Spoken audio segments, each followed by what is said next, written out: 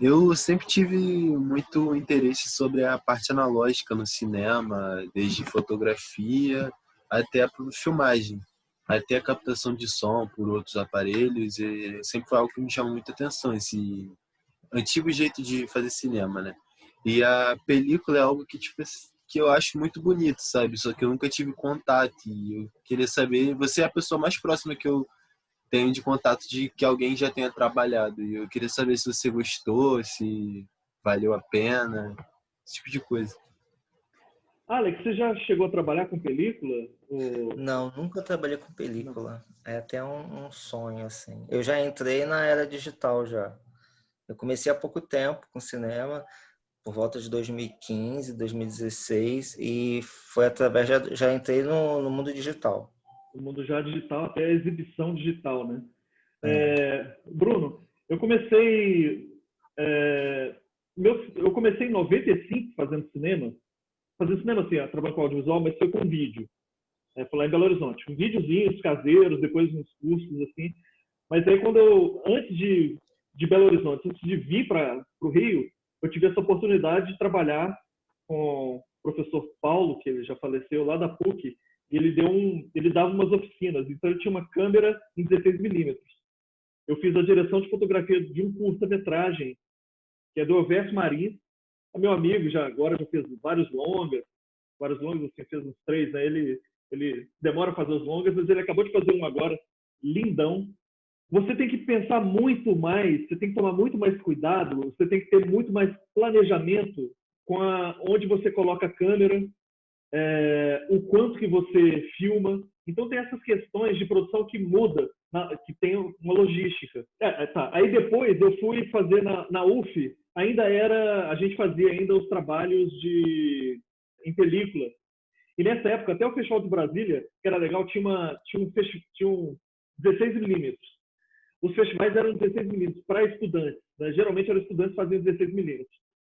E aí eu tive essa oportunidade de também trabalhar na UF, pelo menos metade do curso foi só com película. E uma das coisas, por exemplo, que eu descobri é que eu não ia fazer montagem, porque eu cheguei a montar, ter trabalho de aula de película.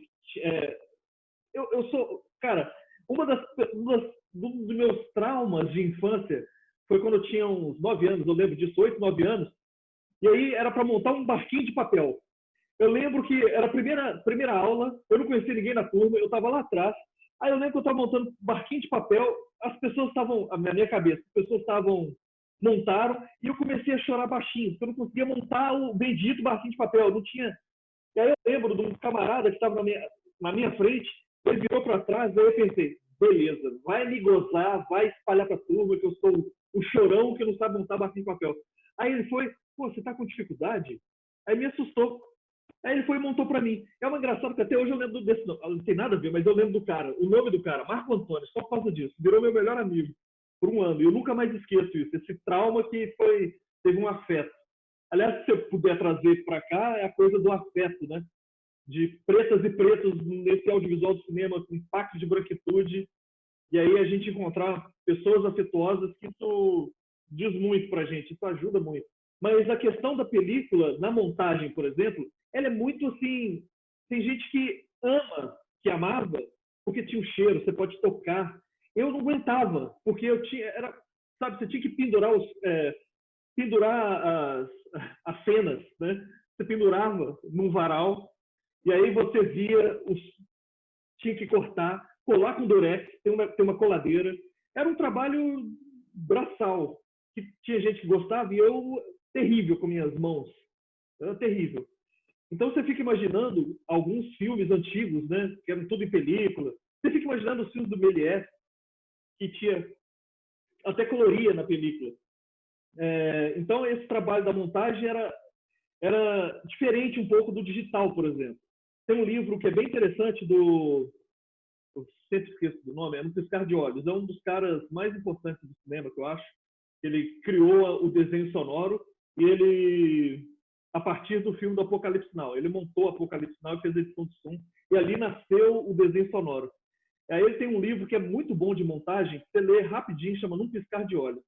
E ele fala uma coisa interessante sobre a montagem, que ele um filme, ele fez a transição do paciente inglês, ele começou em película e começou a montar não linear. Aí a diferença que ele sente é que, tudo bem, você monta grandes filmes em qualquer um dos dois, mas existe uma grande diferença na montagem, é que quando você está montando no digital, é mais você de memória. Ou você guarda assim os arquivos, e de memória você, eu preciso daquela cena, eu vou lá no bruto ver aquela cena. Ou você vai vendo algumas cenas, né?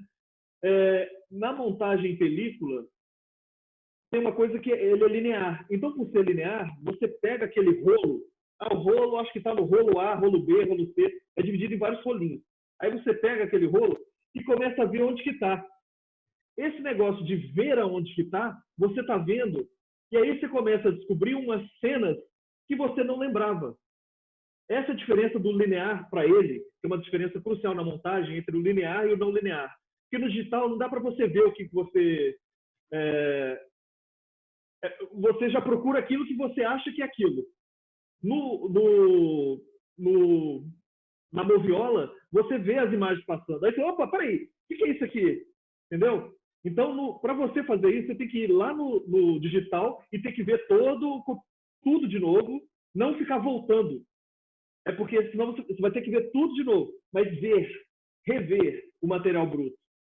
E na Moviola, você não necessariamente revia, você procurava uma cena e achava outra que você nem estava procurando e podia resolver sua questão.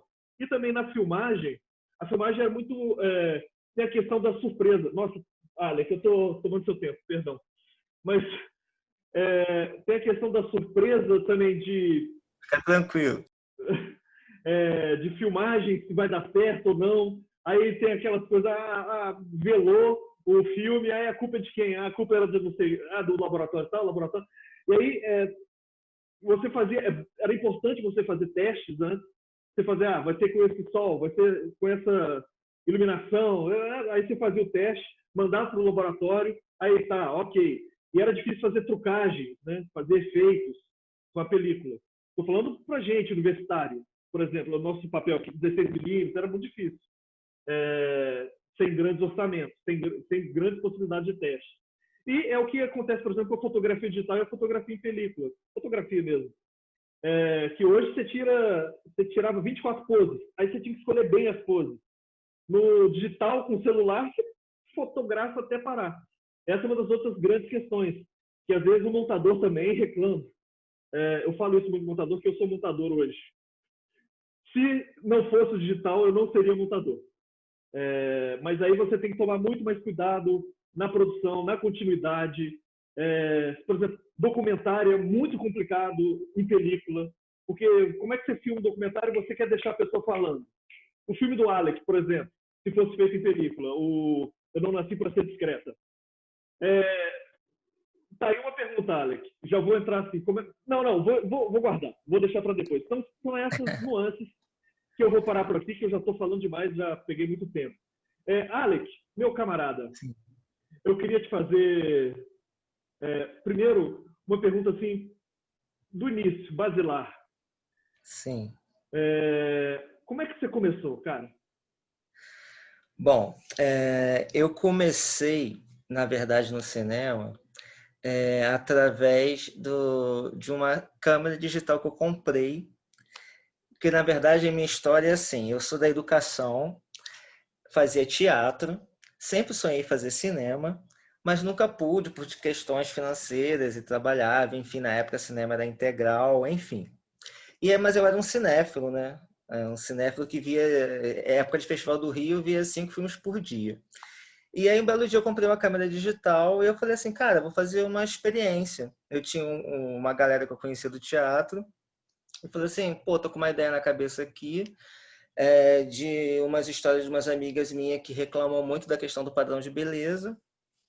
Vou fazer um rascunho aqui simples, um experimento, e vou chamar uma amiga minha do teatro para gravar. E aí mostrei o roteirinho para ela, a gente conversou e tal, fui para casa dela, gravei uns takes, 1 hora mais ou menos, transformei eu mesmo montei, né? Transformei no curta. É o que você falou, né? No digital você acaba fazendo, acaba fazendo tudo, virando montador, tudo. E aí eu montei o curta, virou um curtinho de 5 minutos e deixei lá na gaveta. Aí eu mostrei, minha amiga não gostou muito, né? Porque eu tava com uma visão de que eu queria algo bem cru, bem seco. Eu queria um experimento que fugisse totalmente ao padrão de beleza do cinema tradicional, que é uma superprodução, com um belo cenário, com uma fotografia linda, colorida, com cortes suaves, e eu fiz totalmente o oposto. Eu fiz um filme preto e branco, com cortes bruscos, com enquadramento muitas vezes desfocado, e enfim, eu queria o cinema mais cru possível, né? O mais bruto possível, porque eu queria fazer uma comparação entre, como o filme falava sobre o padrão de beleza, né? A imposição do padrão de beleza à mulher, eu queria também falar da imposição do padrão de beleza do cinema, que é imposto hoje pelas superproduções de Hollywood e tal. Então eu queria que as pessoas, quando vissem aquele curta, também tivessem a estranheza ao ver aquele curta que não era bonito de se ver, né? Então eu quis fazer essa coisa. Aí quando eu mostrei para ela não gostou muito. Ela deve ter falado assim, porra, que filme é esse? Mas aí eu fiquei com aquilo guardado. Eu falei assim, cara, não vou ficar com isso guardado, não. Vou escrever em festivais da vida. Aí escrevi em festivais. Aí o primeiro festival que foi selecionado foi um festival lá em Portugal. Logo de cara, o primeiro, assim. Aí eu falei, bom, se foi selecionado para um festival, é porque tem coisa boa aí. Aí eu comecei a inscrever em outros festivais. Aí ele foi selecionado para outros na América Latina e tal. E aí foi indo, né? Eu resolvi fazer um segundo, um terceiro. Até então eu não tinha estudado cinema até então nesses 3 primeiros curtas. Aí depois que eu vi que o negócio que tinha um certo futuro, vamos dizer assim, aí eu resolvi embarcar, e aí eu estudei no Centro Afro Carioca, que tem foco mais no cinema negro, né, que foi meu primeiro contato com set de verdade mesmo, né, com todo equipamento e tal, que eles dão isso para o aluno, né? A gente tem contato com set de verdade mesmo, fazer uma produção com um diretor de cinema, um cineasta conceituado ali acompanhando. E depois eu fiz direção cinematográfica na Darcy Ribeiro, né? Além de outros cursos que a gente vai fazendo, sempre aprimorando, fazendo uma masterclass ali, outra ali. E a gente vai fazendo. Foi assim que eu comecei. E aí a gente vai fazendo nossos filmes de forma independente, né? Lutando nos editais da vida, que é uma coisa difícil, que é uma coisa que parece que já é direcionada, né? Muitos editais são direcionados. A gente precisa de editais com propostas afirmativas, né? Porque é complicado.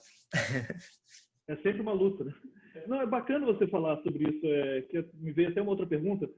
Eu lembro quando eu também comecei de um jeito mais de brincadeira, com um videozinho, que minha irmã mais velha, trabalhava com casamento.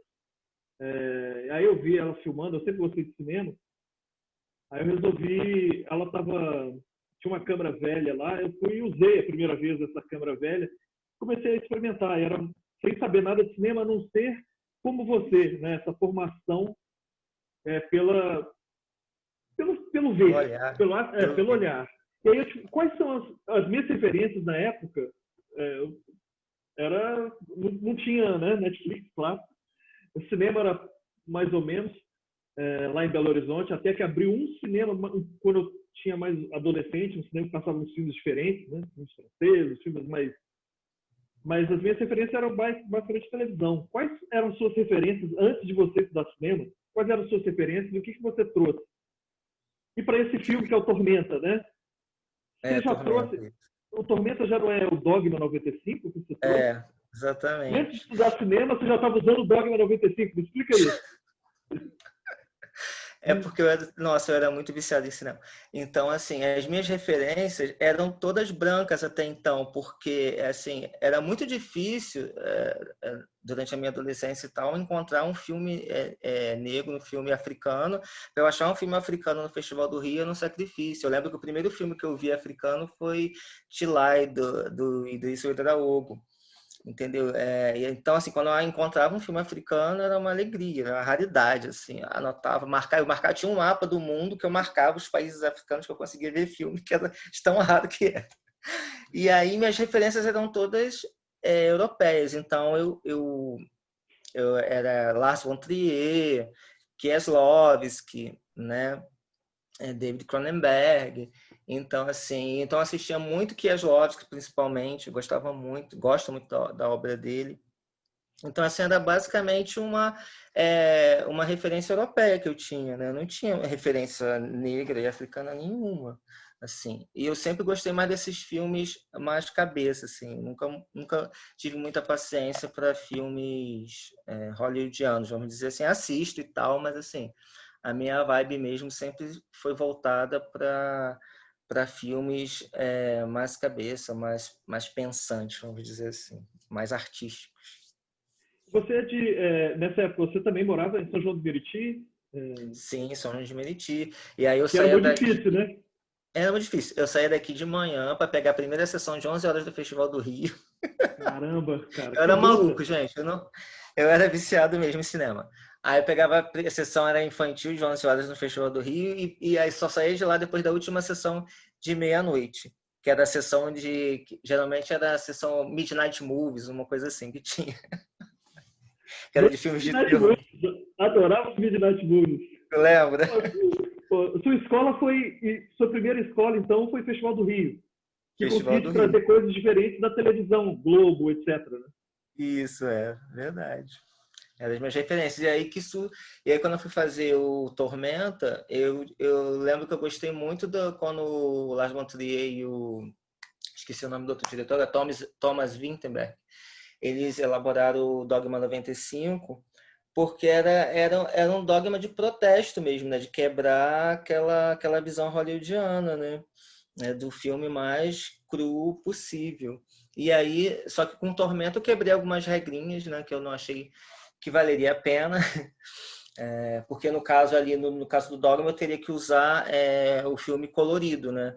Mas só que para o que eu pretendia, eu optei pelo preto e branco, né? Para tornar a coisa mais sem beleza, né? Do que se fosse filme colorido. Eu já falei aqui para o pessoal que, aliás, na primeira aula, eu falei que eu sou um cineasta, apesar de preto, eu sou um cineasta branco. Só agora que eu estou me empretecendo. Porque, como você, minhas referências eram todas brancas. Inclusive em cursos, né? Mas você fez teatro e você é formado em pedagogia, né? Eu tive minha formação como educação física. E por mais meio doido que seja, né, eu brincava, eu vou para o Rio para ser personal trainer da Carla Camurati. Na época ela tinha feito o Carlota Joaquina, que era retomada do cinema. Então eu brincava assim, não, vou ser personal da Carla Camurati, é por isso que eu vou fazer cinema. Claro, brincadeira.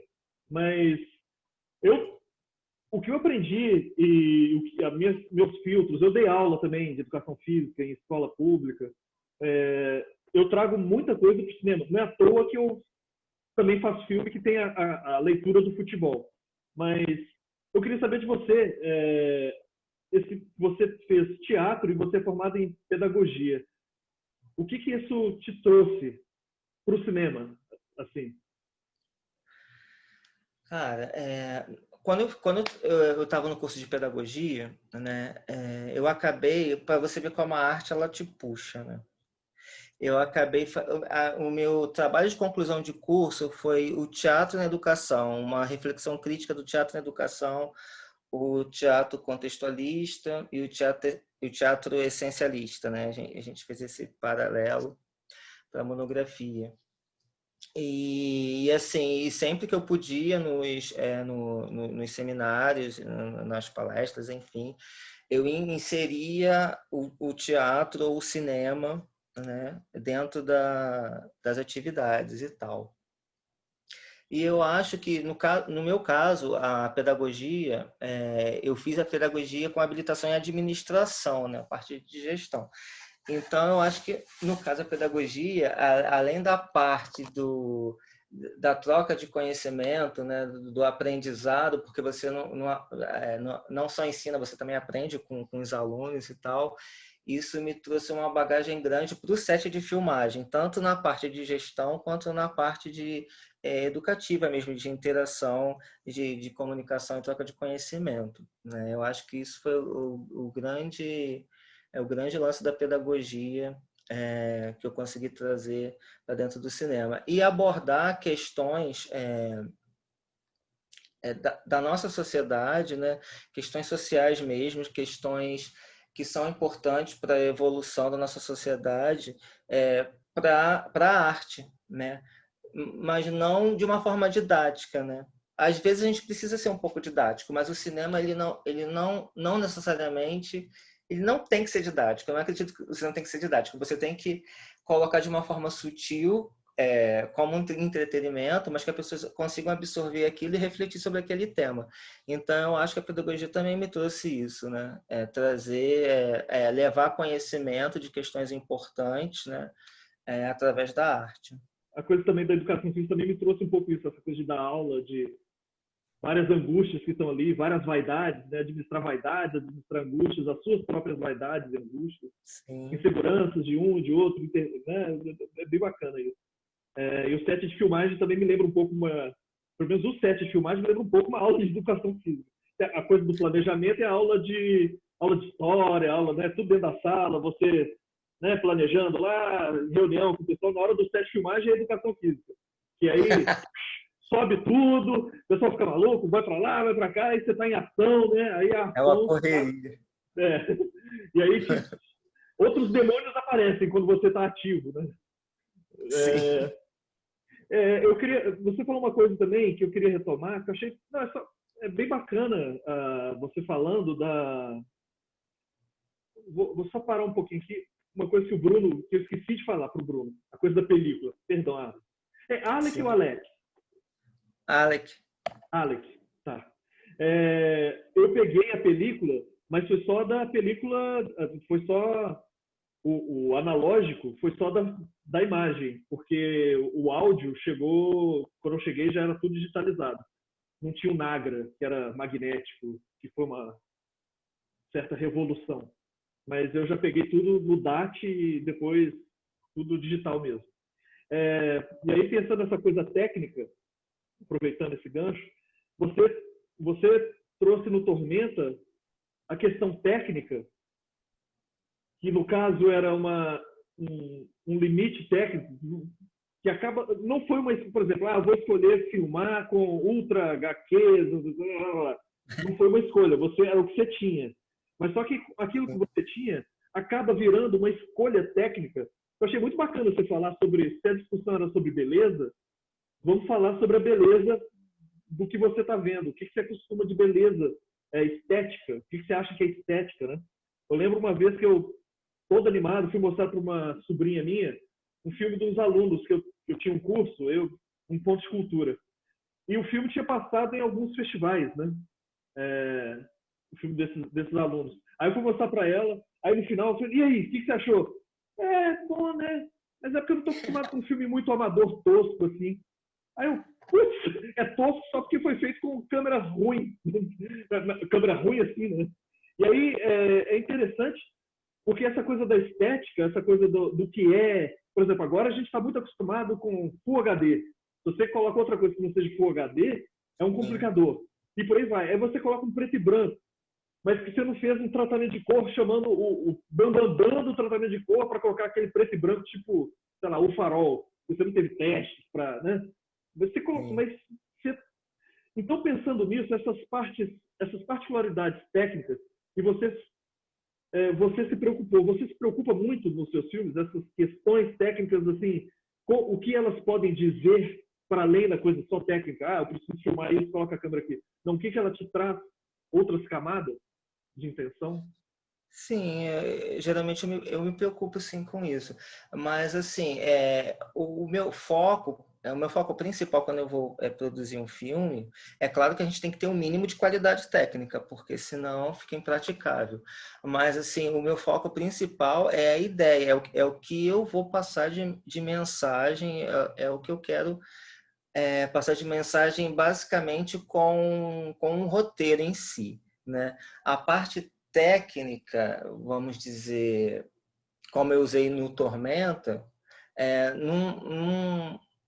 eu ultimamente não tenho trabalhado nos meus filmes essa questão técnica. Eu tenho trabalhado mesmo a questão por exemplo, do figurino, da maquiagem, porque, exemplo, Eu Não Nasci para Ser Discreta, eu utilizei toda essa simbologia no figurino, na maquiagem. Eu deixei para usar isso, usar o que eu queria passar nos elementos dentro da cena e não na parte técnica, entendeu? Então, ultimamente, eu tenho mais focado nessas simbologias do que transmitir alguma coisa através da parte técnica. Aí entrando, então, no Eu Não Nasci para Ser Discreta. O filme tem, se fosse dividir didaticamente, tem dois momentos, né, estéticos, né? Tem um momento do documentário, né, que é uma decisão lá de um documentário com entrevista, né, eles falando, e o outro da performance. E o do documentário é interna, né? Com uma luz mais interna, quase não é caseiro, é uma coisa muito mais crua. Crua, isso. Isso. E aí você se sente mais ali, né? Com eles. Quase como quem está vendo é uma visita. E lá fora, quer dizer, a outra parte mais performática, poxa, o céu limpo, é luz natural, que dá uma outra textura. Eu queria falar que você falasse dessas decisões estéticas, do porquê do documentário desse jeito e depois da performance. O que você queria trabalhar? No caso, eu não sei se você percebeu, geralmente o documentário, quando você assiste um documentário, ele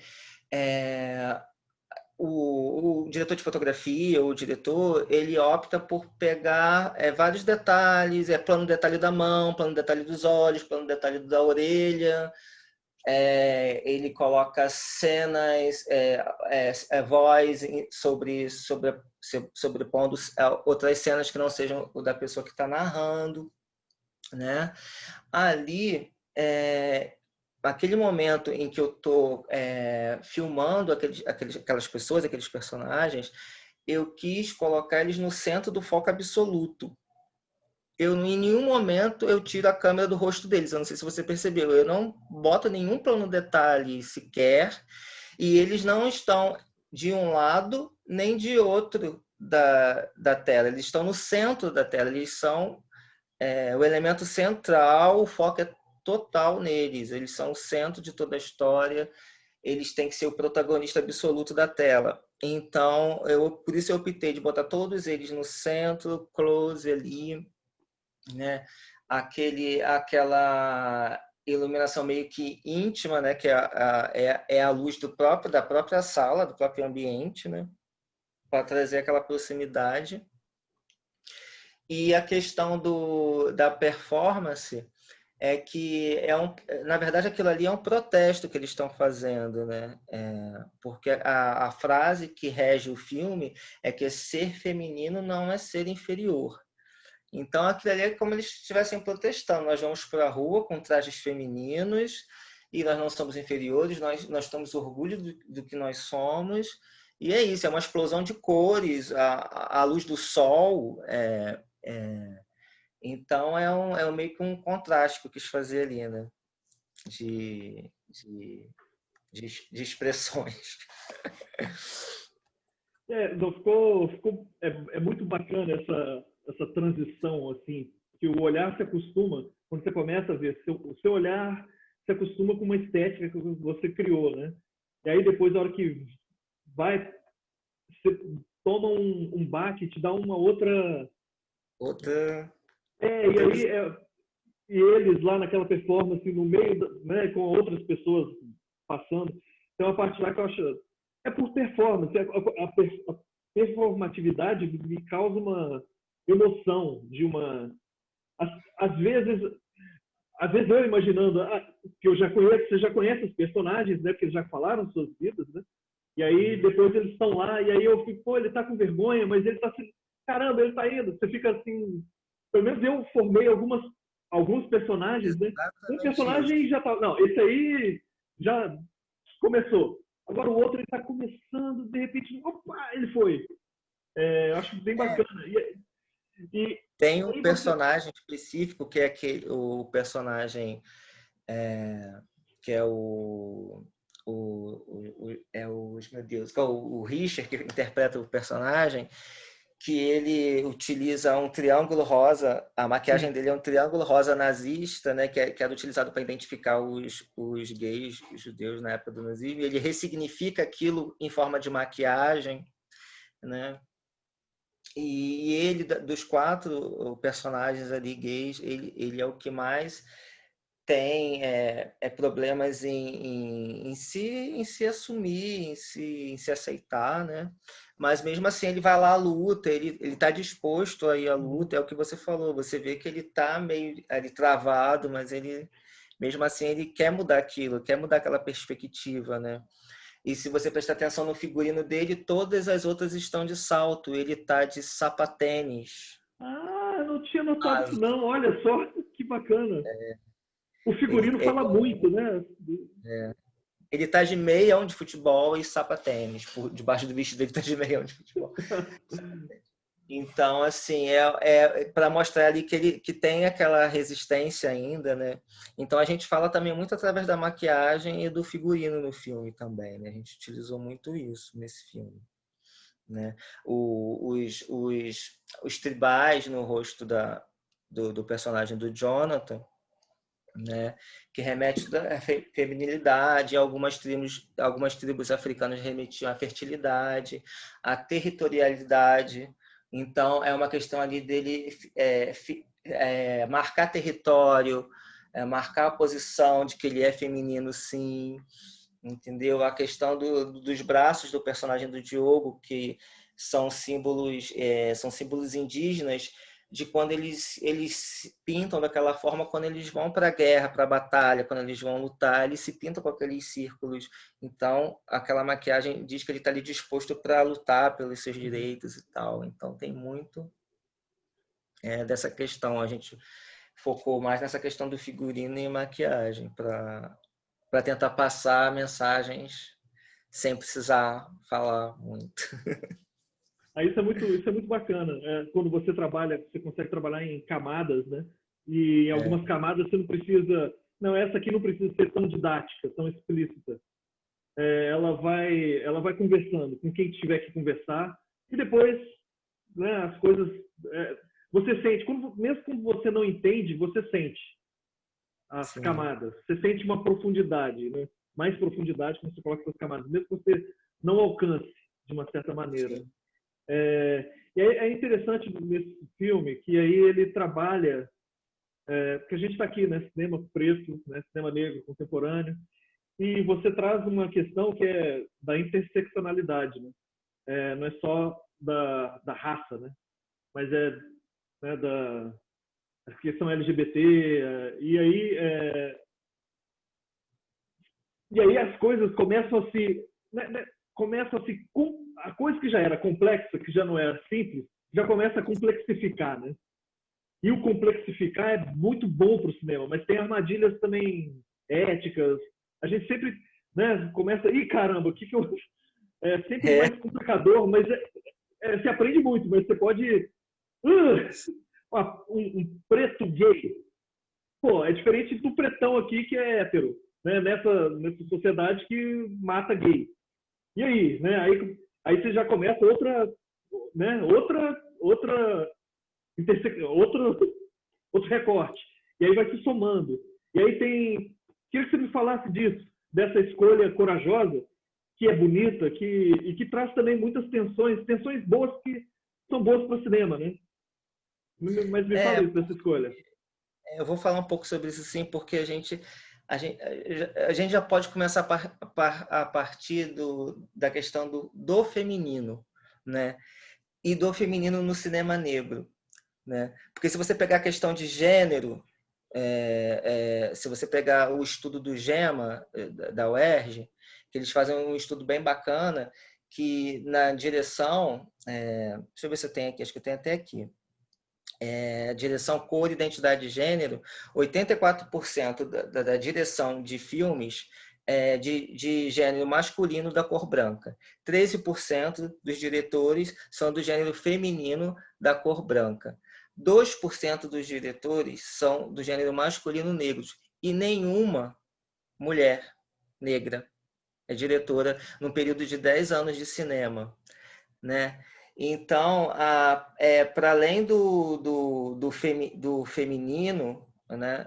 O feminino e a questão da raça também, né? Então, você vê que a mulher branca ela já está bem atrás do homem branco, e a mulher negra mais ainda, ela é nula, né? Então, onde o feminino é quase nulo em algumas situações no universo do cinema brasileiro, né? Partindo daí, a gente pode falar do meu filme aqui, onde a frase central do filme, que é ser feminino não é ser inferior, né? Porque é sociedade machista, patriarcal, né?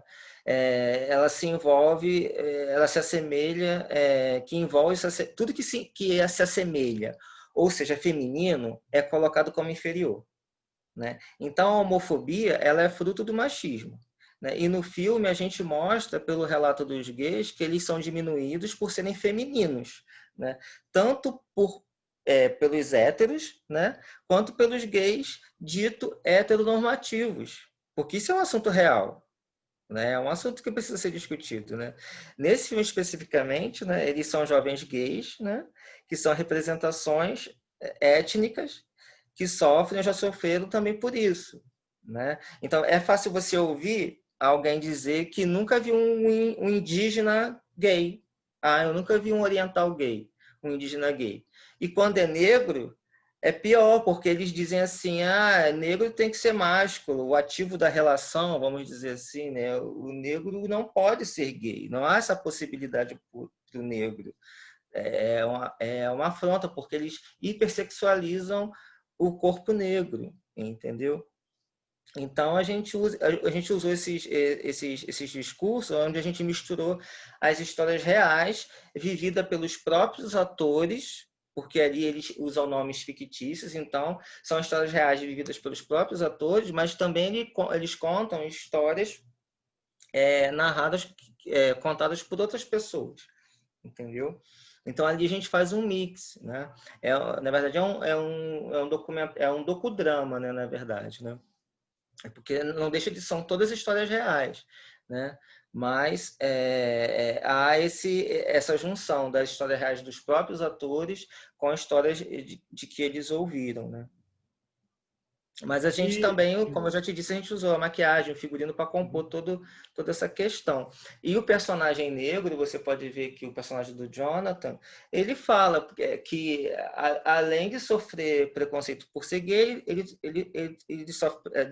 sofre preconceito por ser negro, pelo cabelo que ele tem, pela roupa, pela forma dele se vestir, porque ele é o único que se veste de forma feminina, né? De todos ali naquela primeira fase do filme, todos ali estão vestindo, vamos dizer assim, roupa de menino, vamos dizer assim. O único que está ali caracterizado de forma feminina é o Jonathan, que é o personagem negro, né? Então, ele, além de ser gay, ele sofre por ser negro, pelo cabelo e pela roupa, enfim, é complicado. ele é um um personagem no filme, e aí a gente sente isso, que é da interseccionalidade, né? Tá ali. Né? Tem várias questões ali que não é só essa coisa muito... Eu ainda sou da geração que eu apanho muito, 01. 01 binária, né? Homem, mulher. Sim. E aí eu tô vendo muito isso Eu comecei a trabalhar na escola de comunicação em 2010, e aí era muito mais branco certinho, 01. A coisa foi mudando, né? Foi entrando, achei isso numa escola de comunicação que é mais, né, outros corpos, outras coisas mais fluidas, pensamentos fluidos. Eu falei, poxa, é muito bacana sentir isso. E às vezes, ao mesmo tempo, é muito angustiante quando isso é combatido de fora para acabar com isso. Para não ter mais pobre, não ter mais preto, não ter mais nada, vamos voltar ao que era, né? Essa Ah, tá. Como é que foi o trabalho de roteiro do Não Nasci para Ser Discreta, essa construção de falas, né, de histórias reais e não reais? Foi você com eles? E também como é que foi esse roteiro dessa parte final, da parte mais performática? Tá. Deu bastante trabalho, tá? Imagina. A gente foi bem trabalhoso, porque eu já conhecia os atores, né?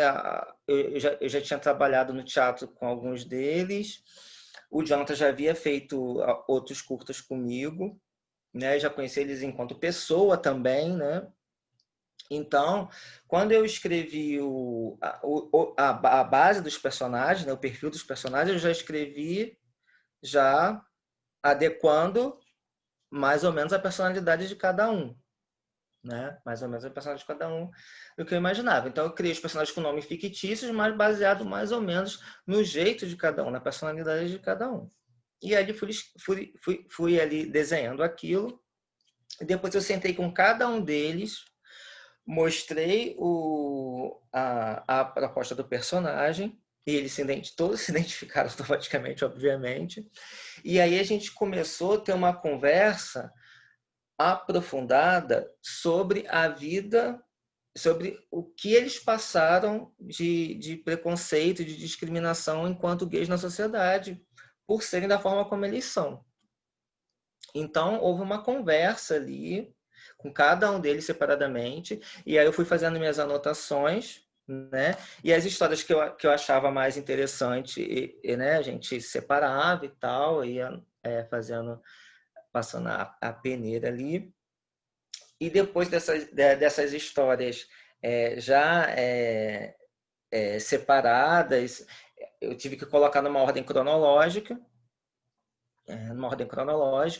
e depois eu tive uma outra conversa com eles, que eu cheguei e falei assim, além das histórias reais de vocês, eu quero que vocês relatem alguma coisa que vocês já ouviram de amigos de vocês, de parentes, alguma coisa que marcou vocês relacionada ao preconceito pela pessoa ser feminina demais, pelo gay ser feminino demais. E aí eles começaram a buscar histórias, a gente foi tratando essas histórias para adaptar também a fala dos personagens. Aí depois que eu já tinha, aí a gente começou a filmar para valer. Na hora da filmagem, eles já sabiam quais as histórias que eles teriam que relatar para mim. Então não houve um roteiro escrito, não houve um roteiro escrito assim, você vai ter que decorar isso aqui que eu acho que você falou isso aqui que você falou naquele dia para mim, eu vou transcrever e você vai decorar. Não houve isso, né? A gente sentou e a gente começou a conversar, de novo, normalmente na hora da filmagem. E aí foi saindo naturalmente, foi tudo natural, né? Só que eles já sabiam o que estava pré-estabelecido para ser contado. E um processo interessante que acontece quando a gente é o diretor e o roteirista e o montador é que na montagem você reescreve seu roteiro, porque eu tinha um material bruto que quando eu cheguei na montagem eu fiz um jogo de cena ali que não existiu. Eles não estavam juntos. As entrevistas, as conversas foram feitas separadamente. Eles não estavam no mesmo um não ouviu a história do outro. E não sei se você percebeu, tem várias cenas ali que um rebate o outro, né? O Jonathan rebate o outro, que o outro falou que tem vergonha, não tem orgulho de ser gay. O outro, se você tem vergonha de ser gay, então você fica quietinho, entendeu? Então, aí na hora da montagem, eu utilizei desse recurso de pegar uma fala contrária do outro para um rebater o outro, como se estivesse havendo ali um debate, né? uma discussão. Mas a montagem ajudou muito nesse processo de reescrever parte do roteiro também. Mas deu trabalho, né? Essa questão é a questão ética, né? E as pequenas armadilhas que acontecem também, né? De você respeitar os personagens, você respeitar o filme. Você colocou de uma maneira, não teve nenhum problema. A gente sentiu afeto, até nesse contraditório, né? Mas isso é sempre uma questão que a gente... eu vou tratar bem o personagem, vou tratar bem o filme, isso vai acompanhar a gente. Mas sabe o que acontece? Detalhe. Esse pequeno trecho do filme me passou pela cabeça que poderia, de repente, poderia desagradar algumas pessoas. Mas eu pensei assim, eu estou fazendo um documentário. O que ele está falando, eu não posso omitir a verdade. É o que ele está sentindo. Assim, é o que ele estava sentindo naquele momento de falar. Ele não estava inventando aquilo. Entendeu?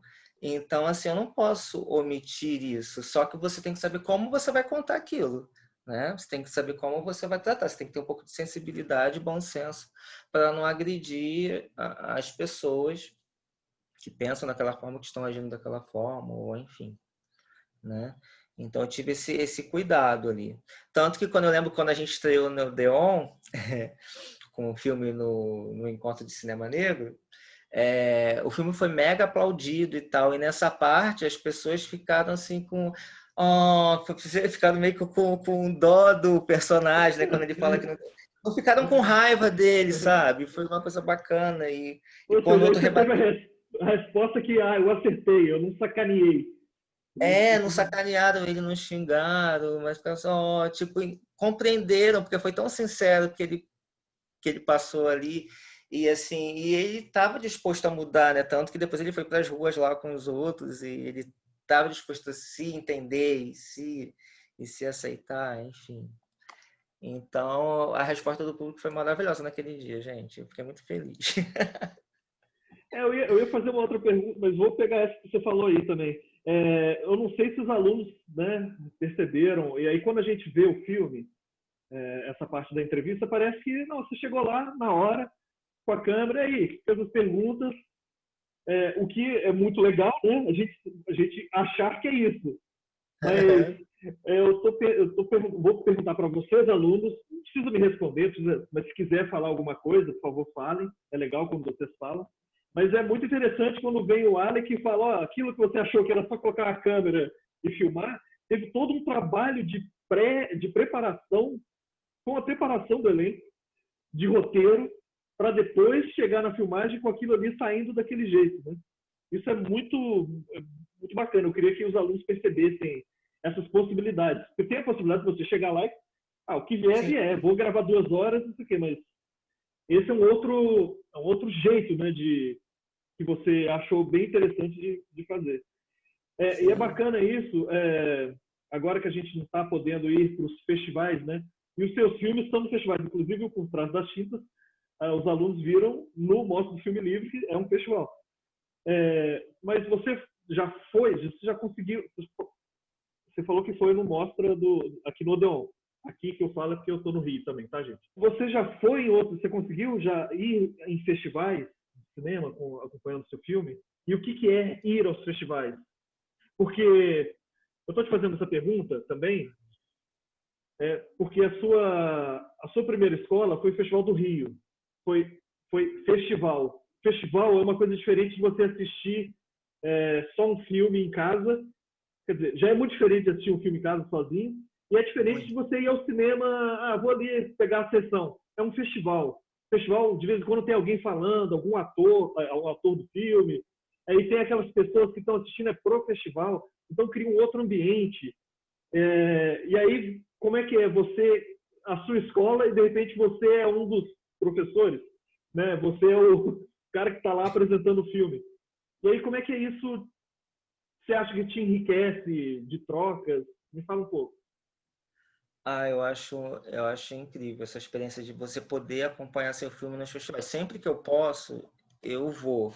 Né? Nem sempre dá para ir. Mas sempre que eu posso, porque eu gosto de ver a reação do público, que nunca... dificilmente sempre tem eles reagem em momentos diferentes de uma sessão para outra. É incrível isso, assim. Um público do Odeon reage em determinados momentos. O público do Centro Cultural da Justiça Federal reage em outros momentos, a outras cenas, entendeu? Então, assim, eu acho super enriquecedor isso, porque e às vezes você consegue perceber coisas que você não percebeu durante toda a produção do seu filme. coisas que as pessoas depois, no final da sessão, vêm comentar contigo. E aquilo ali, isso aqui. Aí eu falei, pô, você enxergou isso? Pô, eu não tinha visto dessa forma, mas que bom que você enxergou isso, está me passando isso, porque que bom, né, que tem você teve esse olhar também, né, que foi importante para o filme também. E às vezes tem coisas que você não percebe, que você acaba passando, e é boa essa troca, eu acho isso mega importante, assim. E os festivais que eu pude acompanhar foram bem tranquilos, né? Os festivais realmente que eu acompanho são no Rio, no máximo em São Paulo, né? Que eu acompanho. E assim, foram bem tranquilos, uma receptividade bem boa do público, principalmente para eu não nascer para ser discreto, porque ele vai de um extremo ao outro, né? Tem momentos de emoção, mas tem momentos engraçados, porque eles falam com muita de uma forma bem fresca, bem light, né? Bem suave, né? É um discurso de um assunto sério, mas que eles tratam de uma forma bem suave. Então é um filme que teve uma aceitação bastante boa do público. Na Espanha ele foi super bem votado, ficou aí no top 5. Nos Estados Unidos a gente ficou top 3, assim, do público, sabe? Então, assim, é, é super bacana quando você consegue ter essa troca com o público e ver a reação das pessoas no dia a dia. Já o Por Trás das Tintas, eu acho que eu não tive a oportunidade ainda de acompanhar, porque já vi a pandemia. Ah, não, minto. Eu vi a estreia dele no Encontro de Cinema Negro do ano passado, né, na última sessão. Foi boa a estreia. Mas eu não pude mais acompanhar, porque depois aí veio a pandemia e a maioria dos festivais que ele participou foi nesse ano, né? Que ele está participando, inclusive. Então eu não pude acompanhar muito. Mas o Por Trás das Tintas é um filme bem curtinho, né? Mas que fala muita coisa, né? Ele é Isso bem... eu ia entrar nisso. Teve um amigo meu que ele. Eu não sei se ele pegou isso de alguém. É o Rafael Espínola, um amigo meu roteirista. Ele falando assim, uma analogia. Ele é roteirista e também cineasta, diretor.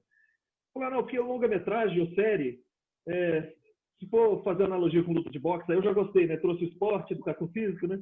Você fica lá, você usa os 12 rounds, um jabzinho aqui, outro aqui, você vai indo para lá, para cá. Aí você vai construindo a narrativa do boxe. Num curta-metragem, já tem que só o primeiro assalto e você tem que derrubar o cara, é nocaute. Você não tem muito espaço para outros plots, né? Outras narrativas. E o Por Trás das Tintas, rapaz, é curtinho, mas é uma pílula, não é pílula, mas é uma pílula que já abre o olhão, assim, né? Já te dá uma chapuletada. Ô, acorda aí, meu amigo. E aí, me fala aí, como é que teve essa ideia do Por Trás das Tintas, que é bem forte, bem bonito, e fala aí. Ah, obrigado. Na verdade, assim, é uma reflexão sobre uma obra pintada, né? É uma obra de 1800 e pouco, mas assim, que desde o século XVII, os pintores europeus eles já faziam obras, né, utilizando os corpos negros, né, numa visão eurocêntrica, romantizada, né, assim, para um mercado sedento pelo exótico, né? Proporcionando a esses pintores um mercado lucrativo, enfim, né? Então, até para isso, nossos corpos pretos se prestavam para eles, né? Para os europeus. E eu lembro que quando eu vi essa tela, foi durante uma aula, inclusive, de direção de cinema do Luiz Carlos Lacerda. Ele levou a gente no museu para fazer uma experiência e tal, visitar umas telas, buscar inspiração. E aí eu vi essa tela, que o nome da tela é Engenho de Mandioca, do pintor espanhol Modesto Brocos, de 1886, eu não me lembro bem a data exata, mas tem no crédito do filme, eu coloquei. E eu achei a coisa mais linda, aquela obra de arte. Eu falei, gente, que quadro lindo, não sei o quê. E aí eu comecei a analisar, né? Eu comecei a olhar os detalhes do quadro, não sei o quê. E aí você começa a perceber que as feições, o olhar, as feições daquelas pessoas ali são pessoas tristes. E aí você para pensar, quando você para pensar nisso, você já começa a pensar na época em que aquele quadro foi feito. E aí você começa a se colocar no lugar daquelas pessoas e tudo que elas estavam passando. Foi 1896, se eu não me engano, então foi depois da abolição da escravatura. E por que aquelas pessoas ainda estavam ali? Por quê? Então tem todo um contexto histórico. Elas foram jogadas ao vento, vamos dizer assim, né? Logo depois da abolição da escravatura, foram jogadas ao vento, sem eira nem beira, sem terra, sem emprego, sem dinheiro, e muitas não puderam sair das fazendas, tiveram que ficar, continuar trabalhando lá, né, em troca de comida, de moradia, e sendo tratados como escravos.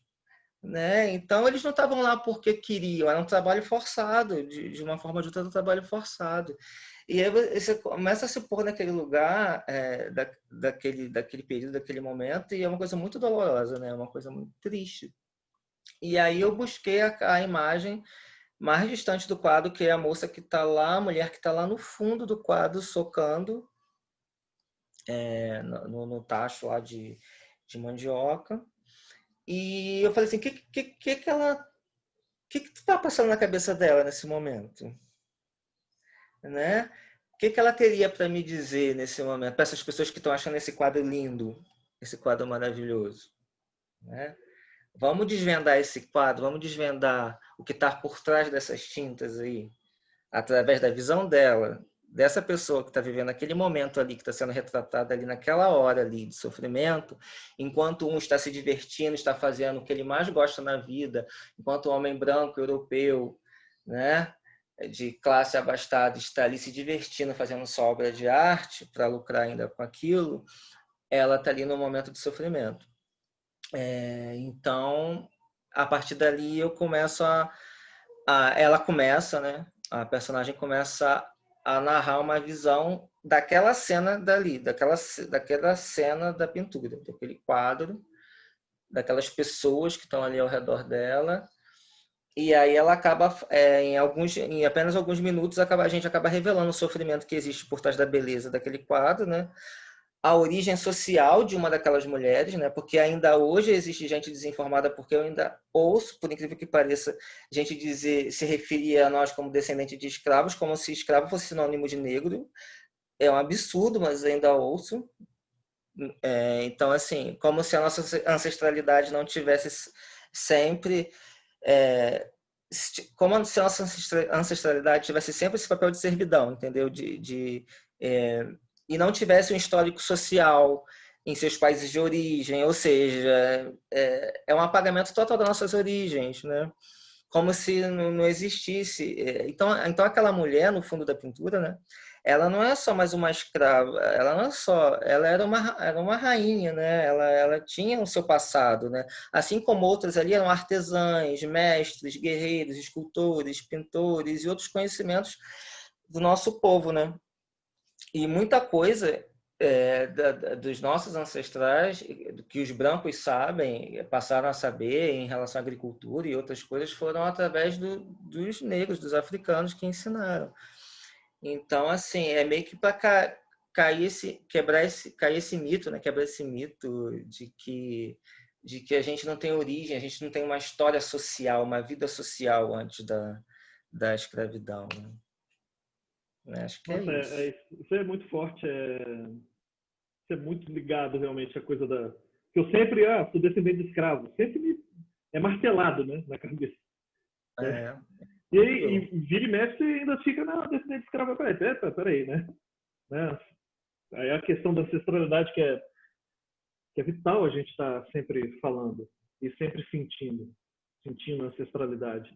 E aí você acabou me respondendo uma coisa que era quase uma brincadeira que eu ia fazer, como é que foi a pesquisa de personagens, né? E aí você disse que escolheu os personagens, a personagem. E aí, qual é a personagem principal? Então, eu vou dar um andamento a essa pergunta, porque ali tem vários personagens e a criação de personagens. Se você sentiu dificuldade de se já nasceu a história já daquela personagem principal, como é que foi isso na montagem? Porque a montagem também, ela é uma montagem, né, que ela pega o quadro e ela vai, no motion, né? Ela vai fazendo um percurso no quadro. É 360. É circular, né? É bem É, circular, isso. eu pego. Então foi essa escolha de ordem também, quando eu falo de roteiro, de roteiro junto com a montagem, do jeito de. Porque é muito específico nesse seu filme, porque ela estabelece uma ordem, né? Vai aparecer o outro personagem, você não pega um, depois, vou cortar esse, colocar esse. Não, a câmera não para, a câmera, né? Isso. A movimentação não para, então ela tem uma ordem. Então como é que foi isso do roteiro, né, contar essa história, aí você vai para um outro personagem, você conta aquela história, como é que foi essa escolha? Olha, eu escrevi assim, o primeiro tratamento, vamos dizer assim, né? O rascunho da história, eu escrevi na hora ali, porque eu vi que ele bateu a ideia ali, né? Bateu essas reflexões todas, eu sentei. Eu tenho até uma foto que tiraram do grupo que estava ali, dos alunos que estavam assistindo a exposição, né? Vendo a exposição. E aí uma das alunas tirou foto e ela, por acaso, ela tirou uma foto justamente na hora que eu estou de frente para a tela escrevendo. Então eu sentei ali no banco que tinha de frente para a tela e já rascunhei ali. E depois eu fui para a aula e aí desenvolvi um pouco mais o roteiro e tal. E aí cada um tinha que apresentar lá um roteiro, o que se inspirou e tal. E aí eu apresentei meu roteiro, essa história. E aí o professor, que era o Luiz Carlos Lacerda na época, ele falou assim, nossa, que coisa linda. Aí ele falou assim, nossa, que coisa linda. Eu imaginei a cena todinha aqui na minha cabeça. Aí eu falei, ai, sério, o senhor gostou, não sei o quê? Ele, gostei, não sei o quê. Eu falei assim, pô, maneiro. Então, o que aconteceu na hora de eu fazer? Eu sabia, quando eu comecei a contar a história dela, uma coisa que eu sabia é que aquele menino que estava do lado dela tinha que ser filho dela. Era o filho dela. É uma coisa que eu bati. Aquele menino ali sozinho do lado era filho dela, não podia ser de outra pessoa. E é o último que você fala, né? Quase que um dos últimos, ou o último, né? Ele está exatamente do lado dela, mas eu pego para o lado contrário. Isso. Então eu fiz isso. Como eu queria falar por último do filho dela, eu queria que ela revelasse a questão social dela, né, no final do filme só, realmente para causar um impacto. Então eu comecei a a contar a história do lado oposto ao do filho. O filho estava para cá, então eu comecei do lado oposto. E aí, primeiro eu filmei, né, o quadro. Filmei o quadro em movimento 360 circular, né, fiz um círculo. E aí, em cima daquilo, eu fui assistindo e aí eu não sei explicar, vai fluindo. A ideia foi fluindo e eu fui narrando. Baixou o sentimento ali, me coloquei naquela situação, naquele lugar, e aí foi. Aí eu fui escrevendo de acordo com a ordem do que aparecia. E eu foquei nas mulheres. Foquei nas mulheres. É uma coisa que eu tenho na minha. Se pegarem um dia a minha relação de curtas, você vai ver que a mulher tem uma importância muito grande em todas as histórias do meu curto. Eu não sei se é porque eu fui criado por muitas mulheres, a casa das 7 mulheres, cheio de tias, de avó e primas, enfim. Então a mulher está sempre muito presente nos meus curtas. E eu acabei focando ali. Ela só narra, você pode notar que ela só narra sobre as mulheres, né?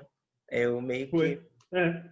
Uhum. Ela só narra sobre as mulheres. E aí eu fui vendo o olhar daquelas mulheres e fui...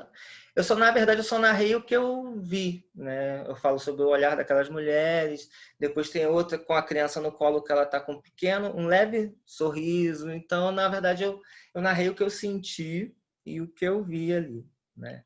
E aí a criação, e o que eu criei ali de fato ali, né, para a história do personagem foi que aquele menino que está do lado dela era filho dela, né? E que ela veio arrancada do seu povo, né? Grávida ainda, né? Para cá. E aí no final, né? Eu mostro simbolicamente aquela foto dela grávida, né? Sem ser uma pintura, uma foto de uma mulher real, assim, com arbustos no fundo, então uma coisa, né? Para simbolizar a mulher real, né? E não pintada, né? Da pintura. Você já me respondeu isso então. Isso que era minha outra questão, ótimo. E aí tem uma outra escolha sua também, que é a narradora, né, que fazia a voz. Tá certo, ia ser uma mulher, mas como é que você chegou nessa pessoa e como é que você conversou com ela para saber que tipo de entonação, que tipo... E se ela criou alguma coisa na sua história ou foi... Como é que foi? O que acontece? Eu só sabia que eu queria uma mulher negra para narrar. Primeira coisa, tinha que ser uma mulher negra. Porque o personagem era negro e por causa da ancestralidade, da nossa história, enfim, não tinha como não ser. E aí eu busquei 3 amigas minhas que já tinham trabalhado com arte, com teatro, enfim. Essa escolhida já tinha trabalhado com teatro. E todas mães. Eu escolhi 3 amigas negras mães. E aí eu mandei o roteirinho para elas, contei a história do quadro, né? Contextualizei tudo, conversei com elas e pedi que elas me lessem aquilo para mim. Na primeira leva, para ler normalmente, como elas bem entendessem. E aí elas leram, e a voz, e a entonação de voz, e as pausas que mais me chamaram a atenção foi a da Dani. E aí eu conversei com a Dani. Dani, gostei mais de você e tal. A possibilidade da gente repetir mais algumas vezes essa gravação, porque eu preciso de um tom mais baixo aqui, um tom mais forte no final, quando você fala que seu filho está brincando naquele pote imundo. Então, aí eu fui dando as dicas, dirigindo mesmo, né? A fala, os tons de voz dela, para ela regravar para mim. Aí ela foi regravando, a gente regravou umas 3, 4 vezes, coitada dela. Regravar a mesma coisa às vezes é chato, principalmente só áudio. E aí eu sempre pedia para ela, quando ela fosse ler, né, ela lesse olhando para aquela tela, né, tentando se colocar no lugar daquela mulher e como se aquela criança fosse filho dela, né, como ela estaria se sentindo ali naquela situação. Então foi assim que eu acabei escolhendo a Dani para fazer a narração do filme. A coisa do tempo, ela não é... A princípio, quando a gente vê pronto, é muito simples, foi tranquilo. Mas eu sei que não é. Eu, enquanto montador, sei que não é tão simples assim. Porque você tem que sincronizar, não é uma sincronia labial, né? Mas você tem que sincronizar de um jeito que traga emoção, que você traga surpresa. A narrativa, né? Com o movimento da câmera. E aí a minha pergunta é, você fez primeiro, você gravou o áudio e deixou o áudio gravado e depois você foi pegando na montagem o movimento de câmera? Ou como é que foi? Assim, isso para mim é um desafio. Na minha cabeça, eu faria o áudio... Na minha cabeça aqui agora, faz o áudio primeiro, depois eu vou tentando. Mas ao mesmo tempo, isso corre num risco, porque toda escolha tem um risco. Corre o risco de, vou ter que ficar muito tempo parado nessa imagem aqui, porque ela está falando muito dessa personagem e já era para ter ido para outra. E aí, como é que é esse desafio? O que aconteceu?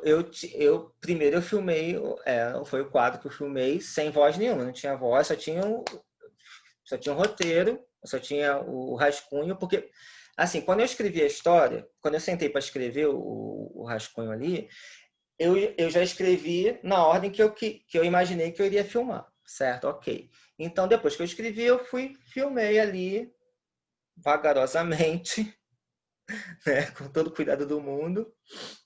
Teve uma pequena falha no final ali que eu tive que dar uma camuflada, deve dar para perceber, porque minha intenção era não ter corte, era que fosse redondinho. Mas aí teve uma falha no meio do caminho que eu não consegui consertar depois, mas aí deu para salvar. Alex, você filmou? Não foi na montagem, não? Não, eu filmei o quadro. Você filmou o quadro? O movimento de câmera do... O quadro. Eu tô achando que é no motion lá do editor lá, que você dá o zoom. Poxa, isso traz outra textura e outras coisas aí. Eu filmei o próprio quadro. Filmei o quadro numa velocidade bem lenta. E aí tem hora que você vê que eu aproximo no início, né? Eu começo pela janela, eu vou aproximo para dizer de quem eu estou falando, quem está falando, que é aquela personagem central, e depois eu me distancio dela e vou mostrando o cenário, a cena em si, né? Que ela vai estar narrando ali. E depois, no final, eu retorno para ela. Foi o próprio quadro que eu filmei.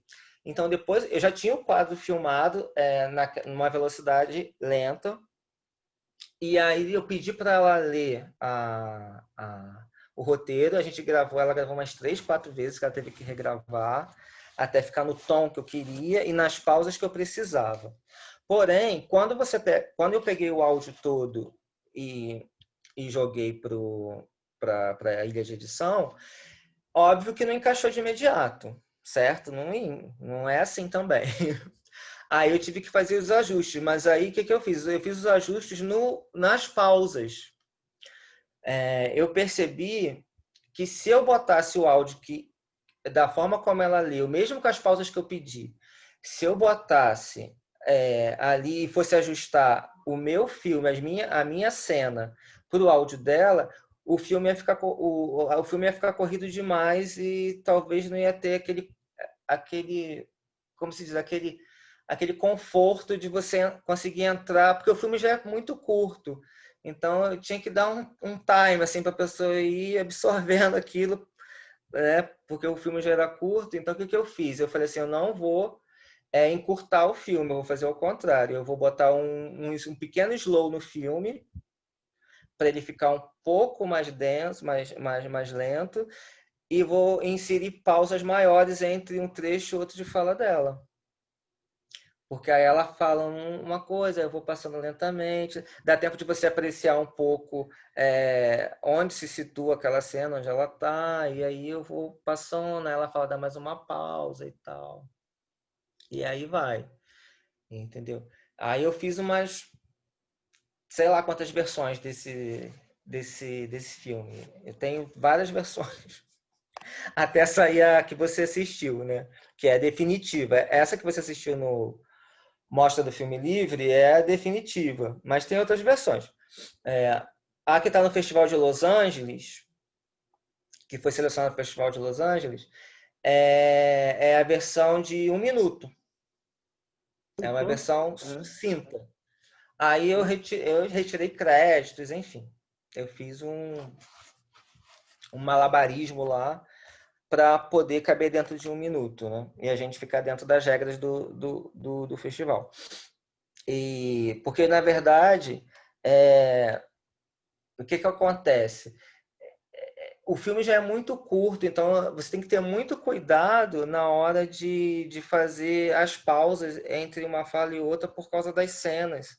Senão fica meio que trepado, né, a fala em cima de uma cena que não corresponde. Então é complexo, mas assim, deu trabalho também, não foi fácil. Porque você olhando assim, você fala assim, ele gravou o áudio da menina, jogou em cima da cena e foi. Não foi assim. Era isso que eu queria. Quem está aqui na sala, eu acho que tem gente que já faz alguma coisa, tem gente que não faz, né? Tem gente que nem é da escola de comunicação, tem gente da filosofia, né? Que não está aqui para fazer filme, mas está por essa questão do cinema negro. Mas é para elas perceberem, para as pessoas perceberem que, primeiro, que tudo significa. Tudo que você coloca na tela, já que você tem que. O que você tem para colocar no cinema é áudio, é o que você escuta e você. Oi. Não estou te ouvindo. Tá me ouvindo agora? Cara, eu peguei esse negócio emprestado que tem um microfone. Eu apertei aqui um botão, desligou. Foi mal aí, gente. Mas, assim, a parte técnica influi. O áudio, sempre o som atrapalhando, né, o cinema. Né? O som é brincadeira, sempre dá problema. Mas, assim, é que tudo significa. E aí, quando tem um filme, tudo significa. Em série, por que você usou essa luz? Por que agora você está na externa? Por que a câmera está para baixo, está para cima? Por que tem movimento? Por que desse figurino, desse desenho na testa que você... tudo significa alguma coisa. E aí, quando o Tudo filme tem... quanto mais curto, mais complicado fica essa coisa do tudo significa. E quando é um longa, tudo significa. Mas tem hora lá que fica diluído, aí você, tá, vai. Não que Isso, você. É até aquilo que você não pensou, que você usou como instinto. Aí você, poxa, 2 horas de filme, uma coisa lá, não pensei, foi do jeito que foi, por instinto, vai, tranquilo. Tudo significa, mas tá ok. Num curta de 2 minutos, 1 minuto, você tem que ficar assim, meu Deus, isso significa. É porque grita, né? Grita, tudo grita. tudo tem que significar. Porque é como você falou do longa mesmo, às vezes tem longa, o longa utiliza muito de cenas de passagem, né? Cenas de passagem de tempo, de mudar de um ambiente para outro. Então a gente utiliza muito isso em longa-metragem, né? E aí muitas vezes não significa nada, né? Significa só a passagem mesmo de tempo. Exato, é só uma. É só ou uma paisagem bonita que você deseja colocar no início, enfim, né? Já num Muitas curta vezes. de 1 minuto, se você coloca aquilo ali, porra. Exatamente. Então, é muito mais difícil você fazer, assim, eu acho muito mais difícil produzir um curta-metragem para contar uma história do que um longa-metragem, porque um longa-metragem você tem um limite de tempo que dá para você explorar bastante coisa, né? No curta-metragem você tem que ser objetivo e criativo, né? E tem a questão do ritmo, que você falou tão bem nesse de 1 minuto ou 2 minutos, das versões de 1 minuto, né? Da coisa do ritmo. 2 minutos, passa rápido. Não, não é assim. 2 minutos, você tem que trabalhar. E também, às vezes, a coisa tem que ser arrastada por uma questão. E é sempre. E aí, o que eu queria falar para todos, né? Que quando você vai fazer. Primeiro, que qualquer um pode fazer filme. Todo mundo pode fazer filme. Não tem um ser iluminado. Ser iluminado é esse papo aí de branco, que é branco que é Isso iluminado. aí, exatamente. Não. Hoje, todos os dias, todo mundo pode apertar um REC.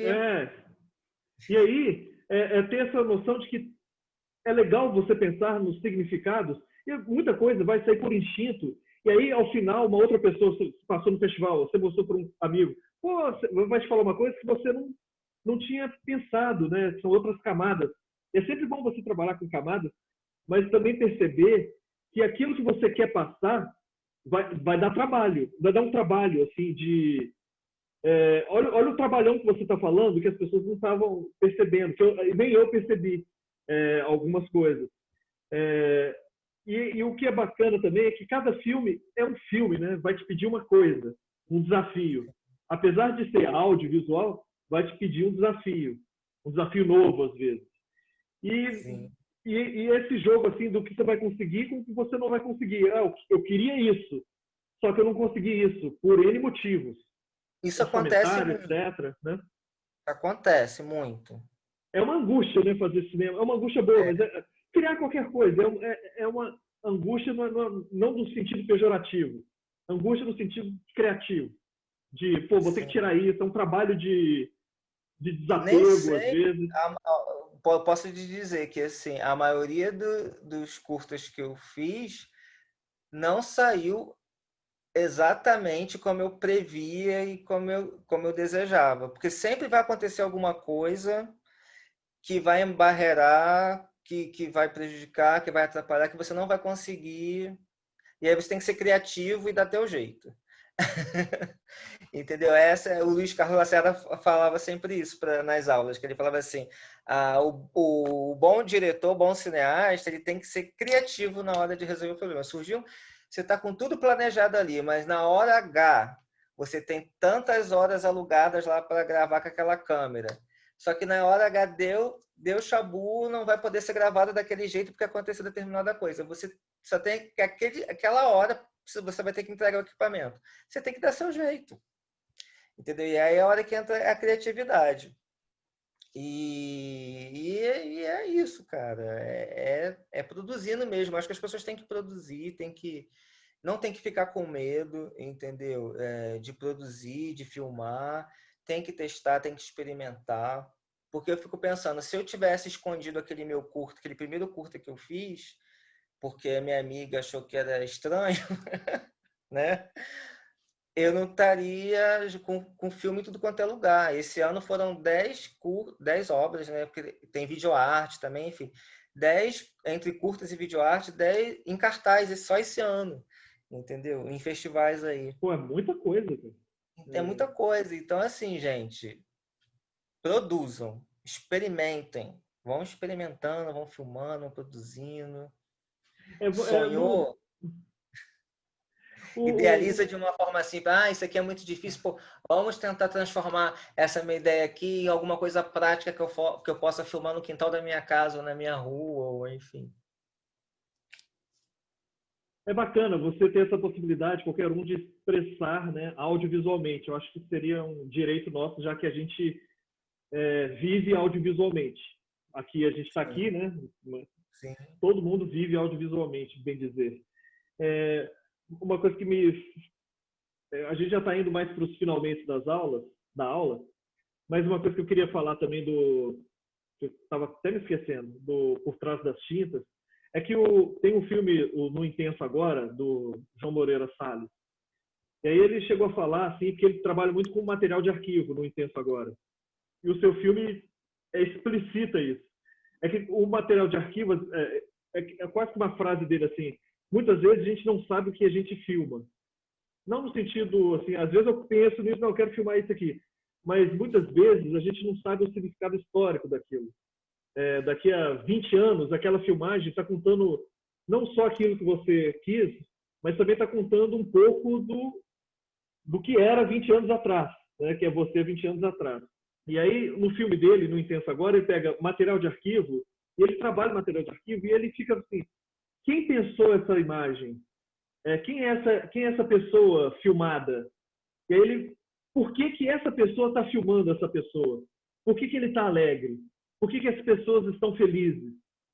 Aí ele fala: essa filmagem foi na época antes da Segunda Guerra Mundial, as pessoas estavam felizes, foi na Ucrânia.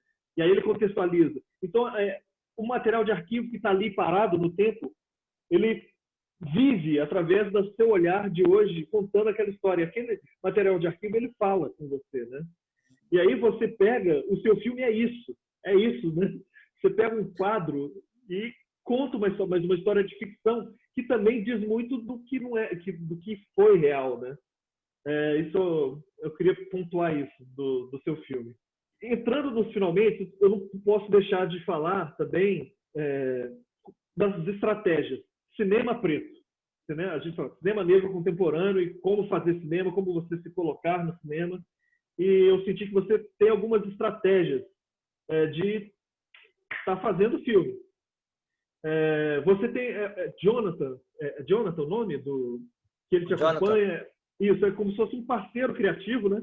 Que na verdade, assim, em 2016, eu conheci o Jonathan em 2015, 2016, eu conheci o Jonathan e a gente produziu o nosso primeiro curta, que foi Lar do Celular juntos. Então, e a partir daí a gente formou meio que uma parceria e criamos o coletivo que a gente chama de Experimental Filmes, porque a gente faz vários experimentos. A gente chama nossos filmes de experimentos. A gente sai experimentando. E a gente conta com uma galera que faz cinema, que faz teatro e que está disposta a produzir, né, de forma independente e mostrar o trabalho, né? Cara, porque assim, se a gente ficar esperando ganhar um edital, dinheiro público, patrocínio, a gente não faz nada. Porque é muito complicado, os editais são muito segmentados, entendeu? Agora que está tendo edital afirmativo para a Baixada Fluminense, né? Vamos ver se sai um melhor aí com questões raciais. Mas até o que saiu para a Baixada Fluminense esse ano, está tendo até uma discussão sobre isso, para facilitar aí a questão de não ser só produtora, só CNPJ, mas sim também pessoas físicas poderem participar, porque a Baixada é outra realidade. Enfim, né? A gente aqui trabalha com cinema de guerrilha mesmo, né? A gente não tem uma produtora, eu não tenho uma produtora, né? A gente trabalha com colaboração, num coletivo. Então, assim, para quem quer produzir, eu acho que a melhor solução é buscar parceiros, né? Buscar parceria, pessoal que tem vontade de produzir, tem vontade de mostrar seu trabalho, que acredite nos seus projetos, nos seus roteiros, é a galera se unir e produzir. E o Centro Afro-Carioca de Cinema, né, através do Encontro de Cinema Negro também, ele acaba unindo muitas pessoas, e a galera que faz curso no Centro Afro-Carioca acaba se conhecendo e acaba formando grupos e coletivos, e dali geram produtos maravilhosos assim que estão aí pelos festivais da vida. Então, assim, eu acho incrível isso, essas parcerias. E eu tenho muito a agradecer ao Centro Afro Carioca, porque foi lá que minha mente abriu assim para a questão do audiovisual negro, né? E eu passei a ter acesso a filmes que eu jamais imaginaria que tinha disponível, enfim. Né? Agora não, hoje em dia é muito mais fácil você encontrar, né? Os filmes africanos têm mostras e mais mostras aí de filmes africanos. Mas até alguns anos atrás era bem complicado. Então, assim, conheci muita gente bacana no Centro Afro Carioca, muita gente inteligente, criativa, talentosa, e eles estão por aí bombando, sabe? Tem um filme em Cruza que está também no SP Cine Play, que é co-dirigido por 4 ex-alunos do Centro Afro Carioca, um deles uma travesti, que é a Bruna Andrade, fantástica, que inclusive ela atua também no filme, ela também é atriz. Então, assim, o Centro Afro é um celeiro de cineastas negros maravilhosos, assim, que a gente tem que torcer para ter vida longa. Sim. E aí, eu acho que você meio que respondeu, mas um pensamento sobre, a última questão, sobre o cinema negro contemporâneo. Cinema negro brasileiro, cinema negro contemporâneo. Você, quando te falam isso, o que te vem na cabeça? É o cinema do hoje, né? Do agora, das nossas angústias atuais, das nossas questões sociais. Você vê muito pautado no cinema negro contemporâneo a questão da religiosidade, né? Da matriz africana. Você encontra também muitas questões sobre a questão racial, mas eu acho que a gente também está com uma boa quantidade de filmes, principalmente longas metragens, dirigido por mulheres, e com histórias de ficção que não só ficam focadas na religiosidade e na questão racial, né? Que contam histórias do nosso dia a dia também, porque afinal de contas nós negros, nós amamos, nós somos felizes, nós somos vitoriosos, nós temos conquistas, nós temos histórias para contar do dia a dia como qualquer outro ser humano. Então a gente tem que produzir histórias sobre religiosidade? Sim. Temos que produzir histórias sobre questões raciais? Sim, mas também temos que produzir histórias do nosso dia a dia, dos nossos amores, das nossas vitórias. Porque se você pensar, se eu te perguntar assim, qual filme você lembra de uma cena de um casal negro se beijando? Vai demorar um pouquinho para responder, né? Pois é, pois é. Você encontrar. A gente não tem essas referências, entendeu? É bem complicado. Então, um filme até que eu recomendo para as pessoas assistirem é A Negação do Brasil, do Joel Zito Araújo, que é um filme que fala muito sobre isso, né? Sobre como o negro foi tratado no audiovisual, né? De forma subalterna, né? No audiovisual Ótima dica. brasileiro, Ótima né? dica. Então, é isso, mas eu vejo o cinema contemporâneo negro crescendo muito, muito potente, com muitos cineastas novos, jovens, e principalmente as mulheres. As mulheres estão arrebentando, maravilhosas, sendo premiadas por aí. Camila de Moraes, Sabrina Fidalgo, Janaína Oliveira Refém. Nossa, só orgulho. Orgulho mesmo.